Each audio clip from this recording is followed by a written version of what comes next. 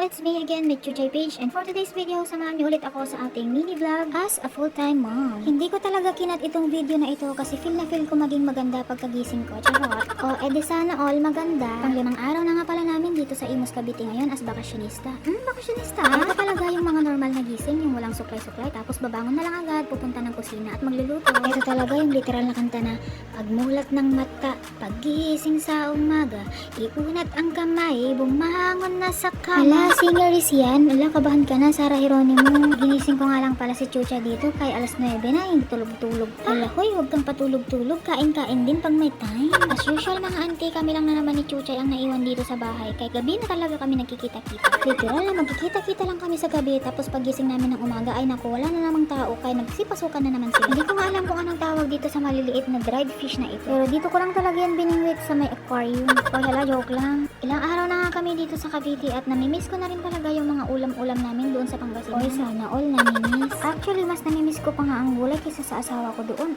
Itong daing nga na sinasabi ko, ang alam ko dito is danggit yata. Hindi ko sure ha, kasi kahit taga Pangasinan talaga ako, hindi ko alam yung mga isda-isda.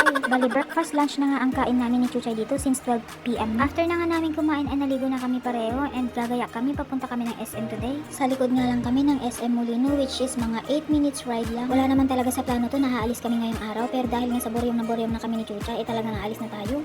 Actually, hindi naman talaga ako mahilig mag-makeup, and since college pa, hindi talaga ako nag-makeup. Pero itong Bay Free Thickening Eyebrow is nabili ko lang pala siya sa TikTok. Pero ayun na nga, hindi ko na maalala kung anong shop yun. Basta i-search nyo na lang sa TikTok. Super maganda siya at nakakapal talaga ng eyebrow. I-flex ko na nga din pala itong hiniram kong bags dito sa collection bags ng Hipak. Naglakad na nga lang pala kami ni Chuchay palabas dahil kung hindi ka naman maglalakad, aba hindi ka naman makakasakay dahil wala namang tricycle dito sa looba. O aba, edi paano tayo makakarating ng SM niyan? Last day of August na din nga pala nga. Ay, ang bilis nga talaga ng araw. Kita mo itong entrance ng mall, naka-design na nga sila. Isa ito sa napakaganda dito sa Pinas kasi bago pa lang mag-Vermont, meron ng mga design at makikita mo na talaga ang mga Christmas lights. Kay Vermont na nga pala bukas, kaya umpisa na natin kumanta. Whenever I see girls and boys selling lanterns on. Oy, syempre ituloy mo. Ako na nga nagsimula, ako pa magtatapos.